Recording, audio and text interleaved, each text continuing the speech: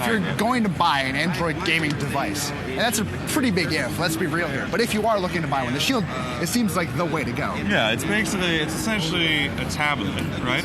What's the screen size, do you remember? I believe it's 5 inches? 5 inches, yeah.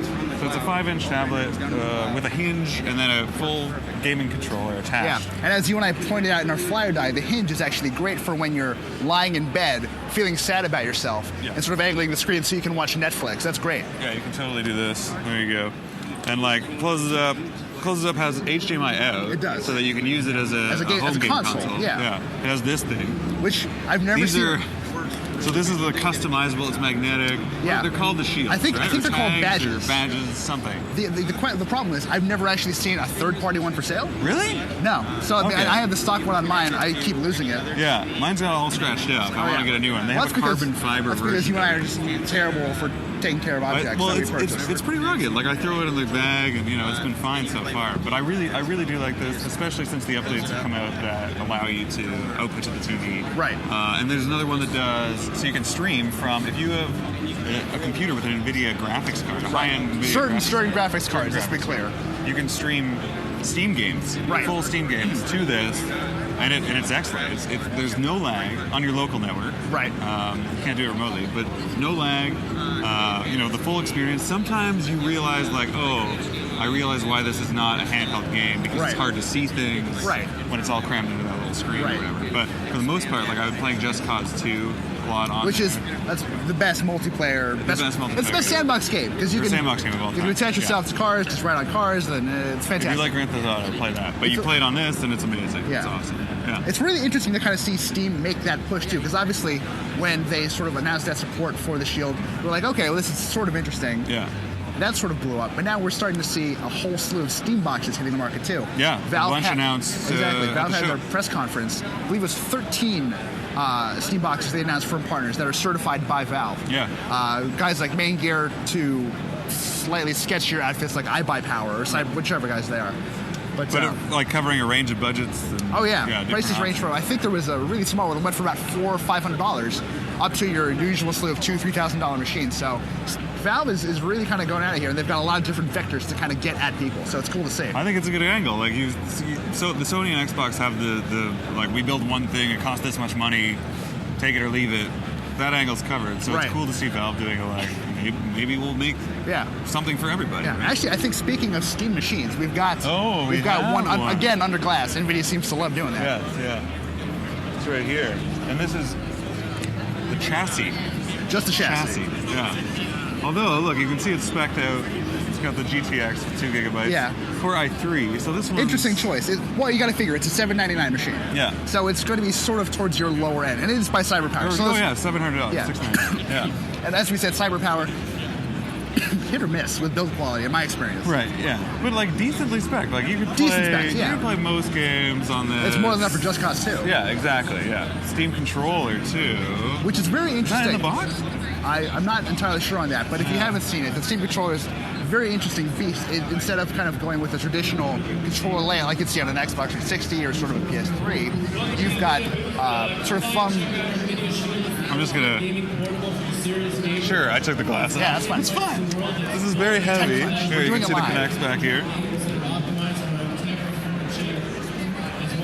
It's good looking, actually. It looks like something out of Portal, doesn't it? It does. It does actually sort of look like there's a distinct sort of GLaDOS vibe to it, I think. Yeah. I like that. It's got the Steam logo like right in there.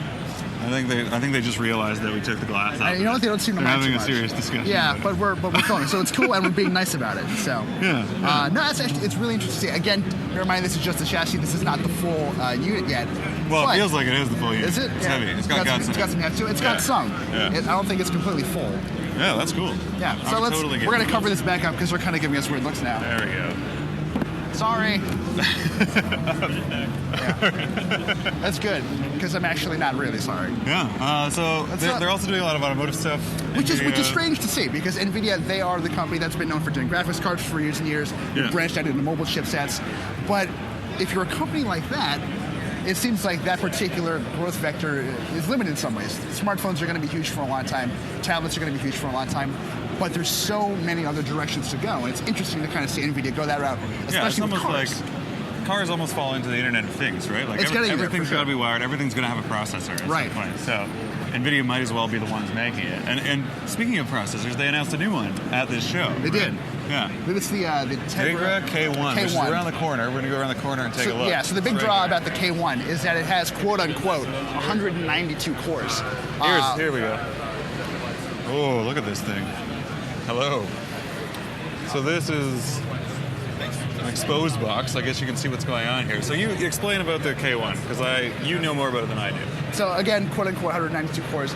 Only a few of those are actual processing cores. The rest, I believe, are for graphics and sort of additional tasks like that. Hello. Hey, how are you? Are you with NVIDIA by chance? I am. I'm Chris with TechCrunch. Hey, Chris. We're shooting a bit of live video. Excellent. Can you kind of talk us through a bit of what the K1 does? I would love to. Fantastic. So let's go for it. What's the story here? Well, what we're showing in this case, this is our automotive pod, if you will. A lot of different demos highlighting what NVIDIA is bringing to the automotive world.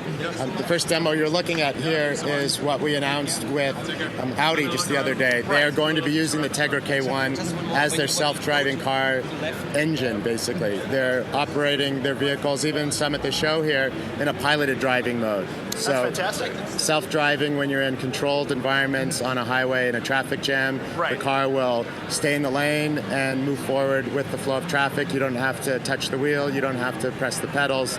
It's self-driving in that mode.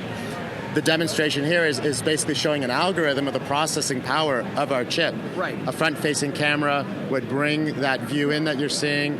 It's detecting the lane markings. It's detecting the vehicles in front and tracking those vehicles. It can detect street signs and actually let you know whether you're speeding or not. Now, the algorithm here is not what the driver would see. This is just kind of proof of concept. At the end of the day, the driver's going to experience a beep if they try to change lanes and there's somebody in their blind spot. Or the car may brake itself if there's a pedestrian that is in front.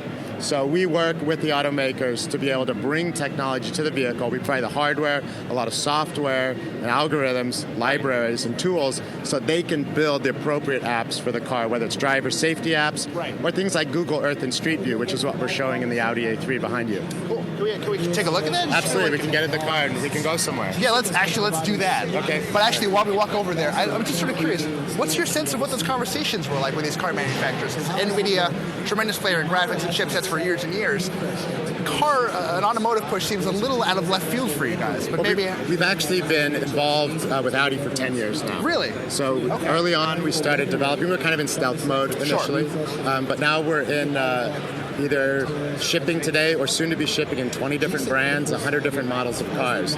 So here we have the Audi, their full lineup. We're in part of the VW groups. That's Volkswagen, that's Skoda and Seat in Europe, Lamborghini, Bentley. As well as we have the BMW i3, so that's powered by NVIDIA.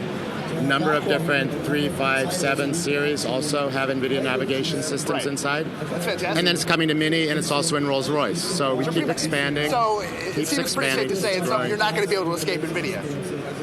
The Tesla Model S, which you've probably seen as well, has 2 of our Tegra processors inside. So what we've done is we've basically taken our mobile processor from phones and tablets, and we have an automotive-grade version. So this is our visual computing module. This is what goes in all these cars to be able to drive the infotainment system and the screens in the vehicle. Well, should we go step inside? Yeah, please, let's go for it. Why don't you get in the driver's seat and I'll come around? Sure, do you mind holding that and so we can keep talking? Sorry, we're shooting live video. I'm going to have to ask you to move there. I'm in the middle of doing it. Do you want to ride in the back seat? Oh, you're with RTT. Awesome. Yeah. You can get in the back seat. Right. So this is actually very comfortable. My next car is going to be an Audi, except I can't afford it. Okay. I'm going to go ahead and shut this door at least to get the sound down. Cool. So what's going on in here then? Okay, so you can see here's a screen. You might think it's a touch screen. In this case, it's not designed to be a touch screen because the issue with being in a car is you want to focus on driver safety, of course. Of course. When you're working on your phone or whatever, it takes 100% of your attention. You're having to look and your finger has to touch, and that's very distracting. So in this case with Audi, you have a screen that's displaying everything, and there's the multimedia interface controller here. So it's basically, it can be eyes-free. You can be looking where you're going, and you learn where the buttons are, and there's a touchpad, and then we can go from there. So what I can do here is I'm going to go ahead and just back out once and show you that there's a lot of different functions and features in the car, and again, just by turning the knob here, you're able to select easily what you want. and select it. So here's the navigation. What I want to do is we want to go someplace, right? Okay, yeah, let's go. Where are you from? I'm from Cherry Hill, New Jersey. Okay, do you like sushi? I'd love sushi. All right, let's give it a shot. I'm going to hit the button here, which is the voice recognition. Online search. I'm hungry for sushi in Cherry Hill, New Jersey. Starting search. So now what it's going to do, this is a connected car. Okay. There's a 4G connection. We're in the convention center, so... a little sketchy. Yeah, a little sketchy, but it's going to the Google servers, and it's going to bring up a list of restaurants in Cherry Hill. Do you recognize any of these? Oh yeah, they're all in Philadelphia, which is very close. But Okay. Yeah, let's go to Morimoto. Okay, so we go to Morimoto. Now I can set my route guidance, or what I can do is show destinations on the map. And what it's going to do now is actually bring in through Google Earth servers exactly the satellite view. Oh, fantastic! So we're right on Chestnut Street in Right. Philadelphia. Right? I think actually this was loaded from the last demo. So what we can do then is zoom in, and we have Street View here. Oh, how cool is that? So this is a touch sensitive panel It's here a touchpad, as well. right? So that's incredibly cool. That's the way to navigate through. So the beauty here now is we've seen exactly what it looks like, where we want to go, before you even start driving. So I don't need to be looking down at my cell phone, trying to figure out, okay, what's the street number, and then looking around, trying to figure out where am I, but I know exactly what to look for before I even start driving. So this is NVIDIA Tegra inside the system here that's giving you this fast, responsive graphics capability. And then it's a connected car, so we can pull down real-time traffic, weather, parking information has been added, so we can, basically there's over-the-air updates that are adding new features and capabilities. So once the car has left the showroom even, it gets better over time. That's incredibly cool. So this is sort of Audi's car software, sort of married with NVIDIA hardware. That's correct. Fantastic. That is incredibly cool. Thank you so much for taking the time to talk to us. This is, come on. It's a great car. Thank you so much. Okay. Real pleasure. I want this. I can't afford it, but I want this.